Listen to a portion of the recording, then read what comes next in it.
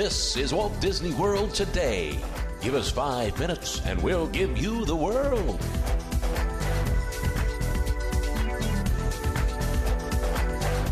It's Monday, December 19th, 2005, and this is episode number 38 of Walt Disney World Today. I'm Matt Hochberg from MGMstudios.org. Our panel today includes trip planning guru Mike Scopa of MousePlanet.com. Welcome, Mike. You know, Matt, I think I'd like to open up with something like, I don't know, honey, I blew up the podcast. Where's our rim shot sound when we need it? Where's Newell? I can add it in. Yeah. And Len Testa, the co-author of The Unofficial Guide to Walt Disney World, is also here. Welcome, Len. Thanks, Matt. If you'll pardon an old man's pride for me, this is the beginning of the American adventure. Welcome. Thank you. Also on the panel today, with hopefully not a corny intro, is some staff of The Unofficial Guide to Walt Disney World, which includes Christina Testa, who is a researcher on the guide. Welcome, Christina. Hi, glad to be here. I'm clearly the coolest one on the panel today. By default. What are you saying? The least. Well, today we're going to give you, the listener, a glimpse into how recommendations and reviews are made for a Walt Disney World guide such as The Unofficial Guide to Walt Disney World. And I'm sure there'll be some interesting stories to tell. But first, Christina, how exactly did you become a researcher for The Unofficial Guide? And by researcher, you mean enslaved? Yes. It was all lies and deceit. Len had to do his first of many bloody trips. And that was, when we started doing like the 12-hour research trips. I had no idea what it entailed. He said, hey, we're going to Disney World. I just have to look up some things. Got to get some time. Why don't you come down? Free trip. I'm paying for everything, baby. So I was like, yeah, I'm in. So we go down, and then it began. And we had to get up at like 4. We're at the park. I think it was opening at 7 at the time. We were staying at All-Star, too. Yeah, so it was really classy. I had to walk 6 miles for my $12 Coke. We're like sharing rooms at the All-Star. We're getting up like 14 of us. And yeah. It sounds a lot like how in the movie Aladdin, when Aladdin gets Jafar to agree to become the genie, and he gets sucked into it, and he gets into the little thing. It sounds very similar. Yeah, but he learned his lesson, and I've done it several times, knowing every time what's going to happen, and I still go back. So, what's the weirdest experience you've had while researching? The weirdest is probably when I got food poisoning this past year. It's definitely the funniest and the weirdest. We were doing research we were timing buses, which is as sexy as it sounds. You actually stand behind the exhaust with a clipboard, so you look hot, So it's like, I don't know, it's like 104 degrees by 7 in the morning, and so you're standing behind the buses, and you write down the bus number, what time it arrives, what time it leaves, and where it's going to. So it's riveting. And I got hungry about an hour and a half in, went into the Contemporary, am I allowed to say that? Yeah. And got an egg sandwich, and started vomiting up the egg sandwich quickly thereafter. Well, Len's like, can you still write? I tell him on the cell phone. And he's like, all right, well, just write down what time you go into the bathroom to vomit, and then what time you come back, and we'll try to work out with Fred, the statistician, how many buses you might have missed. So I'm going on, and as the day progresses... I gotta say, I was a little more. I was like, yeah, go take care of yourself. Do you think you'll be done by 9 o'clock? He's like trying to tell me where the Tylenol is, and then can you please get out to the bus stop because it's approaching busy hour. So the best part was I had been doing this all day, still collecting data, and I was laying down in between buses on the concrete, which if you've met me, I don't touch dirt voluntarily. This is the opposite side of the Magic Kingdom. Yeah. This is the not the A part of the Magic Kingdom bus stop, but the B part closest to the water. So she's over on the farthest... Face on the ground. She's like laying down on the ground. Still writing down the damn buses. So I get on the bus. There's one other lady and me and the bus driver, and I've got the shakes. I could barely make it up the steps. Still, I got my data, and I made sure that Heading back to the hotness at the Pop Century. Yeah. The posh hotel. I didn't get any vomit on the paper. So I'm on the bus, and I started to feel sick again, and I actually ended up throwing up in my Mickey Mouse poncho. And I wrapped it into a neat little bundle, and nobody said anything to me. I don't know if they thought I was like a heroin addict or... They were kind of looking at me out of the corner of their eyes, and I just wiped my mouth and kept going. So that was probably the best time. Yeah, the most unusual. Wow. And Hey, Christina, I have a question. Delicious. What color was the poncho? Was it a It was clear the clear one. If it had been a classic yellow, I would have thrown it up on the bus. Man. Yeah, I'm not stupid. I mean, you know, I had to save the yellow. Oh, and then like Chrissy's like, I go see her at the Pop Century to make sure she's not dead and make sure she can work the next day. Which I did. And she's like bundled up in she's got the Pop Century bed cover wrapped around her and nothing else. I'm like, well, you know, we can at least move you out of that Pop Century. How about you go to Port Orleans with me? It was that good, you know, the bedspreads that are like, wiki wiki. They're like that plastic where you slide off of them. They're really flammable. Wait, Christine, how does it go? Wiki wiki like that. But you got to do your hand when you do it. Yeah, like God. you know, like you're on the 1 and 2. You know, go ahead. If these were only filmed. So after I was sliding off of it a few times, yeah, that was a good time. Good time. And there was a time we had to wheel my other sister Linda out of Epcot. Oh, she was such a punk. It was her first trip. Oh, We she's told great. her, we were like, you So- know what? We've so- all lost toenails. So like Christy had been a few times, right? And you know, everyone when they think about guidebook research, I tell them like this all the time. Everyone wants to write the review to Splash Mountain. No one wants to do the legwork involved. Right. And it's not nearly as glamorous as everyone thinks. So Chrissy'd been a few times where, you know, you're walking like 20, 25 miles a day after day after day. You're getting up at 6 a.m. and you're getting in at midnight, and it's just brutal in the heat. So we're trying to tell my sister, like, she wakes up one morning, and I tried to give Linda, my other sister, the hint that this was going to be bad, because I gave her her own bottle of Aleve with her name on it. Like, this should be a hint to you, right? When people start giving you medication with your name on it, it's a hint that something bad is coming up. She didn't listen. So we're all like duct taping our feet and putting moleskin and Vaseline between our toes, right? And we've got the camelbacks and you know, we're just preparing for, you know, Carb loading the day before. we're preparing for, you know, 72 really bad hours. Linda's trying to pick out the right pair of cute Mickey Mouse slippers or She sandals. put on flip-flops. She put on flip-flops. I'm like, Linda, you might want to rethink that. She's like, no, I'll be fine. She was a quadriplegic by 6 o'clock in that path. They had to wheel her in a wheelchair. It was the funniest thing I've ever seen. She actually cried between steps. She was like, ah.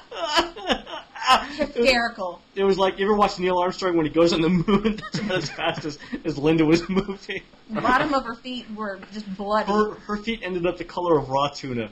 It was awesome.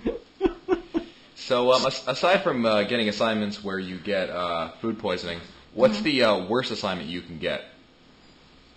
The bus is definitely the worst, and then the 30-minute laps around, you know, you start at the treehouse and you end up in Fantasyland, then you have to be back at the treehouse where you have like 7 minutes to pee and eat, you know, you pick one or the other. So for people who don't know what we're doing, we're in the Magic Kingdom, we divide the park in half, right down the middle. So it's the left half of the park and the right half of the park. Right. And we give the left half to one researcher and the right half to another. And for the left-hand side, they start in Adventureland and walk through all the attractions, writing down the wait times and the fast pass times. Then they move up into Frontierland, into Splash Mountain and Big Thunder, and write down the fast pass and standby times there. Then all the way back past Tom Sawyer Island, up through Frontierland, into Liberty Square, and around through Fantasyland, picking up Peter Pan, It's a Small World, PhilharMagic, Dumbo, and the Carousel. And then they stop there and then have to run back to Adventureland and start again. And they do this every half hour. All day. It takes them about, you do it all day. Anywhere, from 24 minutes to 28 minutes. Yeah, so depending on how fast you walk, I can sometimes do it in 18. Yeah. But depending on how fast you walk, it takes you like 25 minutes to do it. So you've got 5 minutes to rest every half hour. Roughly. Unless it's parade time, and that's when things get bad. That was my one minor incident one time when I had a run-in with a 6-year-old. Was during parade time, and I was trying to get back to the treehouse to start my lap. I don't know if I'm allowed to talk about that. There was some collateral damage. Yeah, collateral damage. I'm kind of proud of it. I can't even lie. Is that the one where you knocked over the... Yeah, I knocked a little boy's popsicle out of his hand. He totally deserved it, though. It was willful. He had previously hit me earlier in the day like 6 times on the back of my heel with his stroller. He was pushing his own stroller in Fantasyland, which you know is hell at 3 o'clock, right? So the parade was coming. I was trying to rush and get back to the treehouse, and the little kid kept hitting me. And he needed pixie dust anyway. The parents weren't paying him any attention. I saw him later that afternoon in Toontown and on purpose knocked over his popsicle. Nice. I was so proud. Nice. Just the top half of it. It was one of those big long ones. He didn't eat it all anyway. He didn't need that sugar. Totally I think Mike does that for fun from time to time. Totally deserved it. I didn't feel even a little bit bad. Any interesting trends you've noticed while doing your research? Interesting trends with food, merchandise, the state of my toes. What do you... Anything interesting? Like, perhaps I think a good example might be the, what is it, every 24 seconds, Mr. Tom Morrow? Tomorrow, yeah. I don't know if that's mental illness setting in or trends. You do pick up on a lot of things that other people hopefully don't notice, like how often recordings play in certain areas, and the stuff that is supposed to be spontaneous magic. I think it steals the magic from your soul when you hear it for 12 hours a day. I die a little bit of each research strip. No, it really happens. Every time I write something down, a little part of me dies. The magic starts to wane when you hear it, very often. Let's see, where have we eaten that's been fun? Everywhere is just about fun. Like the Animal Kingdom Lodge Boma. The food is probably the best part, I can't lie. When I'm awake enough to enjoy it. That's Eating true. It, I do feed them pretty well. Yeah. I was going to ask if it sounds That's a like perk. being fed to reviewing restaurants seems to be the best assignment. Is that We don't right? actually review the restaurants. We're just there to eat for sport.